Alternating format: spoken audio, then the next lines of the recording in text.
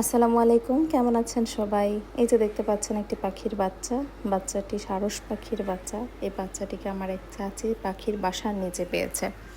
তারপর ওঠানোর পর দেখতে পায় পাখিটির পায়ে এরকম সুতা বাঁধা।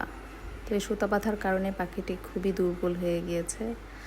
আর হয়তো কয়েকদিন ধরে পাখির বাচ্চাটি কিছুই খায়নি, এজন্য খুবই দুর্বল। তো পড়ে আর উঠতে পারছিল না। তো আমরা এই বাচ্চাটিকে আস্তে আস্তে সুতোগুলো খুলে দিচ্ছি, যাতে পাখিটিকে আবার আগের অবস্থায় নিয়ে আসা যায়। তো পাখিটিকে যে দেখুন, সুতো খুলে দেওয়ার পরে আমরা দেখতে পাই যে পাখিটির পায়ের আঙুলগুলো ভেঙে টুকরো টুকরো হয়ে গেছে। একদম মানে খুবই খারাপ লাগতেছে। আর পাখিটা খুবই দুর্বল, দেখুন পায়ের আঙুলগুলো ভেঙে টুকরো হয়ে গেছে, আর রক্ত তো পড়তেই আছে।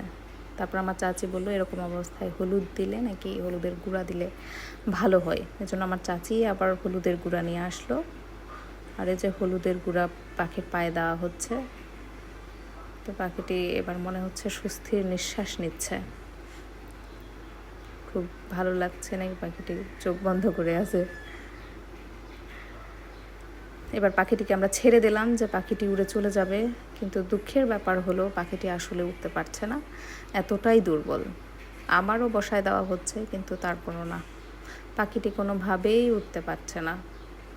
যদিও এটা বাচ্চা পাখি, তারপরও মনে হয় যে মানে নিজে খেতে পারে এরকম, এতটা বড় হয়েছে। তারপর আমার চাচি আবার চাল নিয়ে আসলো পাখির বাচ্চাটিকে খাওয়ানোর জন্য।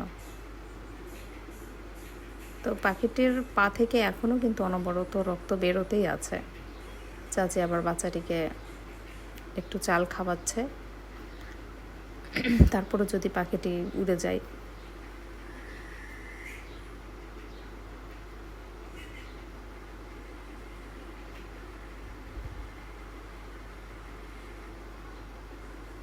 এবার তো আমি ভেবেছিলাম পাখিটি হয়তো বা মারাই গেছে, দেখুন কি অবস্থা। পরে আবার পাখিটিকে আমরা পানি খাওয়াচ্ছিলাম। পানি খাওয়াই মনে হচ্ছিল পাখিটি হয়তো কতদিন ধরে পানি খায়নি পায়ে সুতা বাঁধার কারণে। অনেক পানি খাচ্ছিল, অনেক। তো মানে পাখিটি পানি খাওয়ার পরে আবার একটু ভালো নড়াচড়া করছিল, লাফালাফি করছিল। তো এটা দেখে আমার খুবই ভালো লাগছে। পাখিটি অনেক তৃষ্ণার্ত ছিল আর ক্ষুধার্ত ছিল।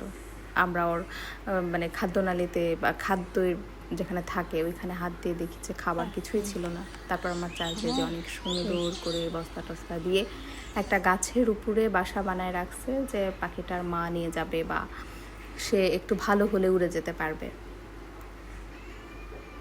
তো এইভাবে আমরা পাখিটিকে রাখি। আর এই যে দেখুন, এখানেই মূলত পাখিটির বাসা। এই বাসা থেকেই পাখিটি পড়েছে, যে পাশের এই বাসা থেকে পাখিটি নিচে পড়েছে। তো